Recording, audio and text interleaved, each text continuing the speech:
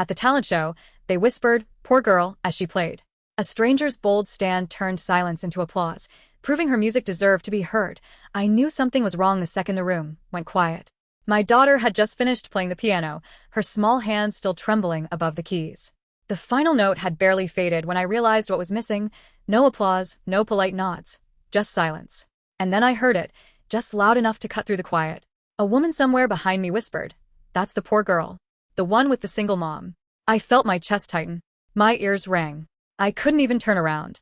I just sat there, frozen, my hands gripping the edge of the seat like it could keep me from falling apart. My daughter's name is Ava. She's 9 years old. And last night, she played her heart out at her school's annual talent show. She wrote her own song, practiced it for weeks, poured every ounce of herself into it.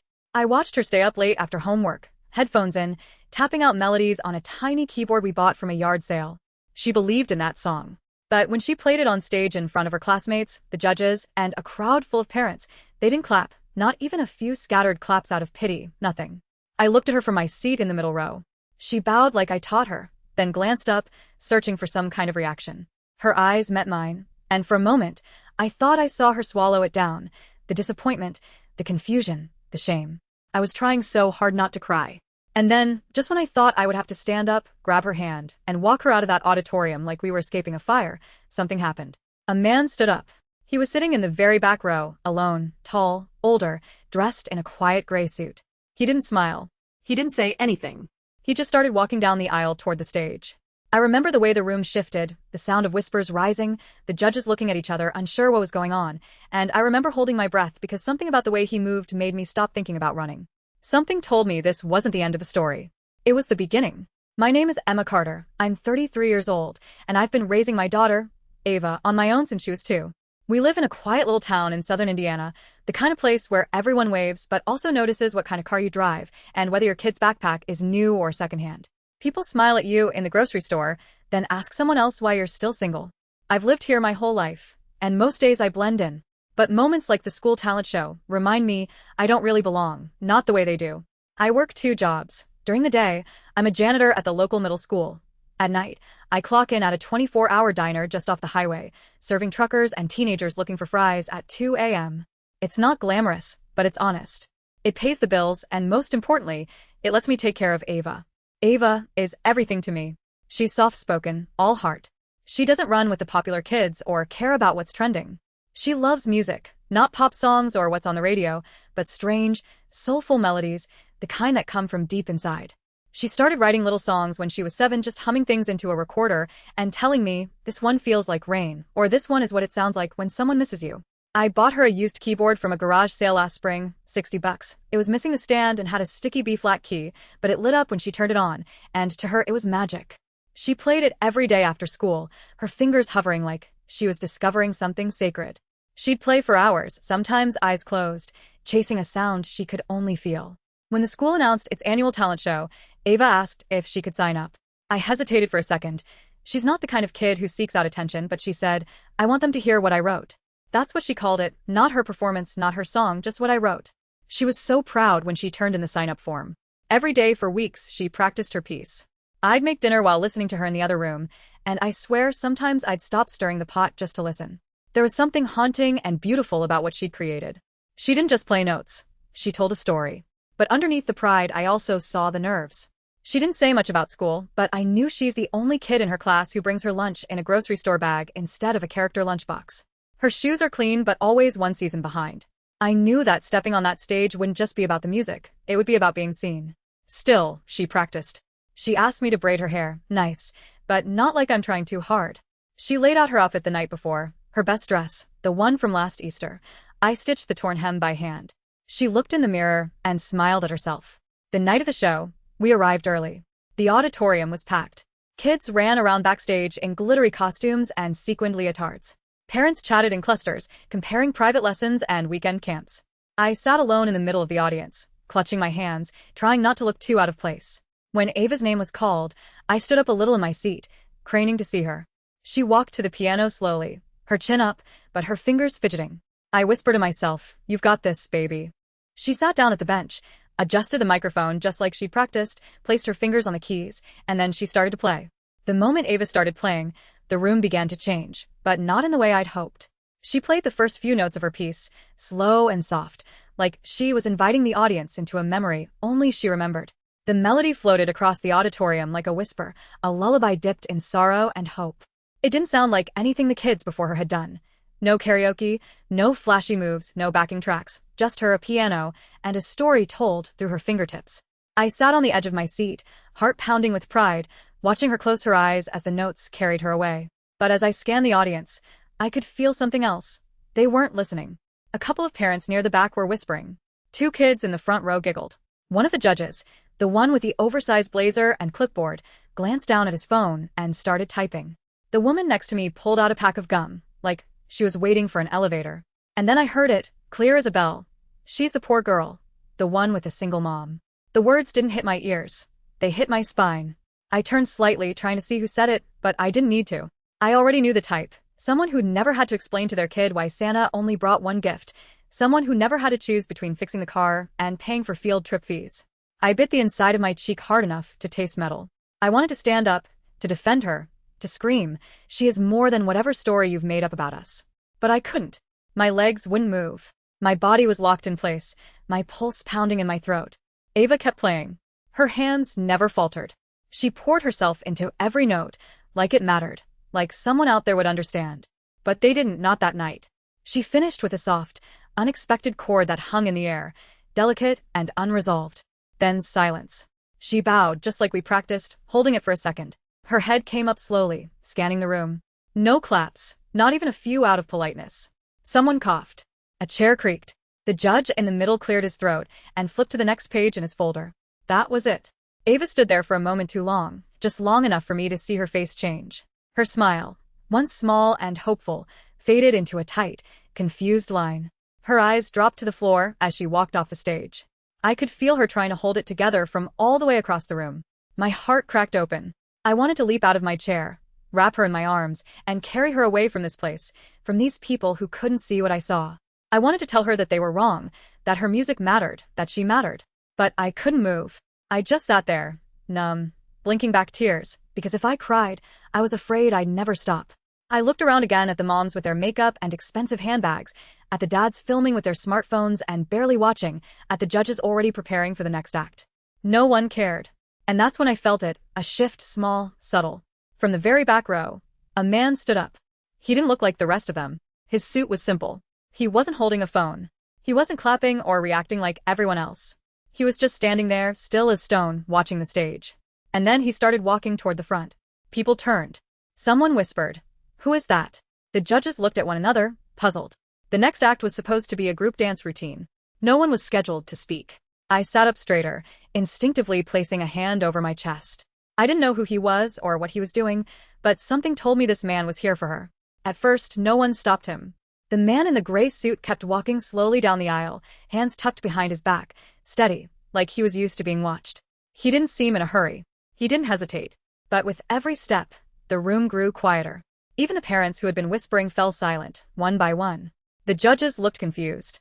One of them half rose from her chair, as if to intercept him, but then sat back down, unsure. The kids backstage peeked around the curtain, wide-eyed. I kept my eyes on Ava.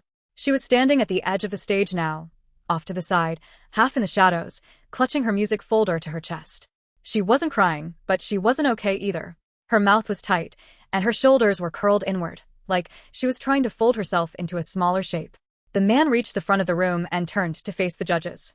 "Excuse me," he said, his voice calm but firm.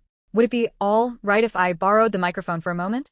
That was all he said, nothing dramatic, no big speech, just a simple, respectful request. The room was frozen. One of the judges, a young man in a maroon blazer, glanced at the others, then gave a barely perceptible nod. A student volunteer handed the man the mic without saying a word. He walked slowly to center stage, turned to face the crowd, and lifted the microphone. "My name is Dr. Samuel Bennett," he said. "And I wasn't supposed to be here tonight. My flight home got canceled, so I came to watch my granddaughter perform. But then I heard something that stopped me cold." He paused. The room leaned in. "I've spent my life teaching piano at Juilliard. I've trained concert pianists, film composers, symphony soloists, and in all those years, very few pieces have grabbed me the way that little girl's music did just now." The silence shifted. It was no longer awkward or empty. It was reverent. He glanced toward the side of the stage, eyes kind. Ava, he said. May I ask, did you write that piece yourself? She nodded slowly, unsure whether to smile or run. He turned back to the audience. Ladies and gentlemen, that was an original composition. That was a voice. That was art. A few gasps. One parent near me actually whispered, Juilliard, like it was a word she'd only ever seen in movies. Dr. Bennett continued, I'd like to ask a favor. With your permission, Ava, would you be willing to play your piece again? This time, may I accompany you? I felt my breath catch. Ava looked over at me, just a flick of her eyes. I gave her the smallest nod I could manage without breaking into tears. She walked slowly back onto the stage, her footsteps barely making a sound. Dr. Bennett stepped aside and let her sit first. Then he sat beside her, not taking over the bench, just sharing it. His hands hovered above the keys, waiting for her lead. And then she began to play. This time the notes didn't sound small. With Dr. Bennett's quiet chords layered beneath hers, it was like her melody found a voice that had been waiting to echo it. He didn't overpower her. He followed her, supported her, lifted her music like a second set of wings. You could feel the shift in the room. The laughter stopped. The parents leaned forward.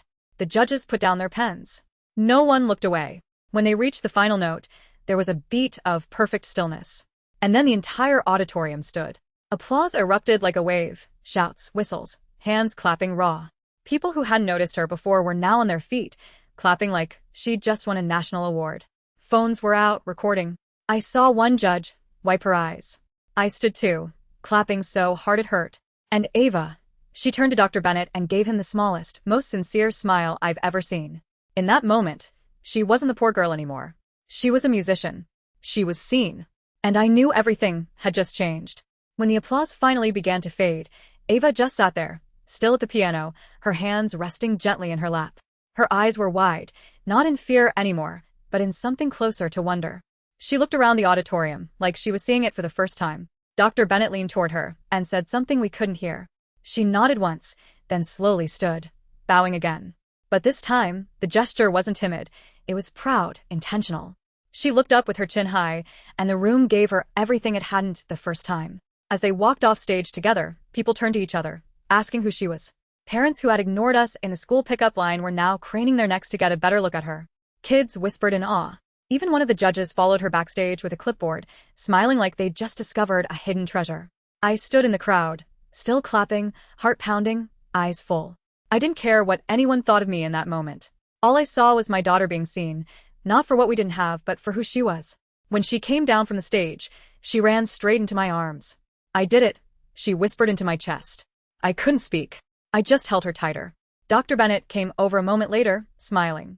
He held out his hand to me, but before I could shake it, he said, Your daughter has an extraordinary gift, one I don't see often. That was more than just talent, that was truth. I finally found my voice. Thank you. Thank you for seeing her, for giving her that moment. He nodded. It wasn't mine to give. She created it. All I did was make sure no one missed it. Then he reached into his coat pocket and handed me a card, embossed with his name and a New York address. If you're open to it, he said, I'd like to connect her with someone at a youth arts foundation I work with. They offer weekend intensives and private mentorship for gifted young composers. She won't have to audition, I already heard what I needed to. I was stunned. I looked down at the card, then back at him. She's never taken a formal lesson, I said. I mean, we can't really afford much right now. He smiled. That won't be a problem. This is about access. She deserves to be nurtured, not just noticed. Ava looked up at me, unsure, like she was asking permission just with her eyes. I nodded, trying not to cry. Say thank you, baby.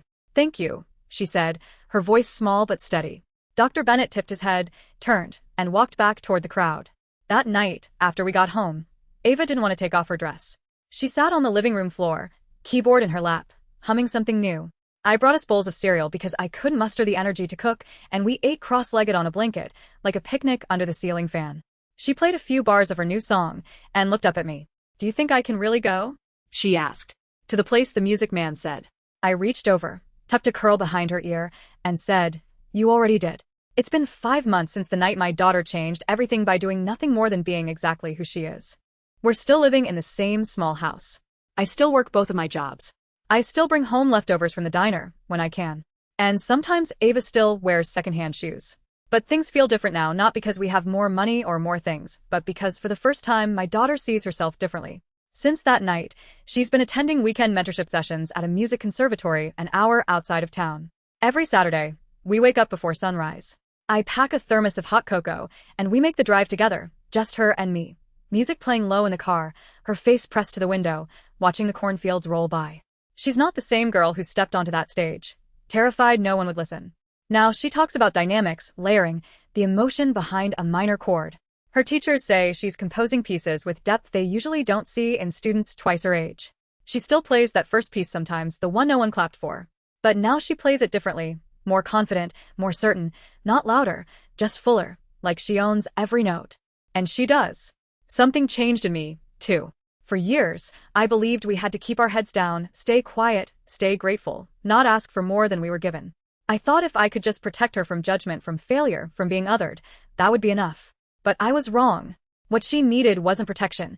It was permission to be heard, to take up space, to believe in the sound of her own voice, even if the room stayed silent. I almost let that moment slip past us. I almost let her walk away from the stage, believing that silence meant she wasn't enough. But one stranger, one person who chose to pay attention, made sure that didn't happen. And that's the part one keep thinking about. It wasn't a miracle. It wasn't luck. It was a decision. Dr. Bennett didn't just hear her music, he recognized it. And then he acted, quietly, powerfully, not to rescue her, but to amplify her. Sometimes that's all it takes. One person willing to listen deeply, to step forward when everyone else stays seated, to remind a child, you are not invisible. And sometimes, all it takes to keep going is to know that someone out there sees your light, even if only for a moment. That night didn't change our lives overnight. But it did give my daughter something I could never have wrapped in a box or written into a bedtime story. It gave her the belief that she is worthy of being seen. And it gave me something, too. It reminded me that our story doesn't end with other people's silence, that when no one claps, it doesn't mean you stop playing. You keep going because one day someone might hear you, and that person might be the reason everything changes. So now, every time I watch Ava place her fingers on the keys, I don't worry about who's watching. I know she's not playing to impress anymore. She's playing to tell the truth. And that's the kind of music the world needs more of.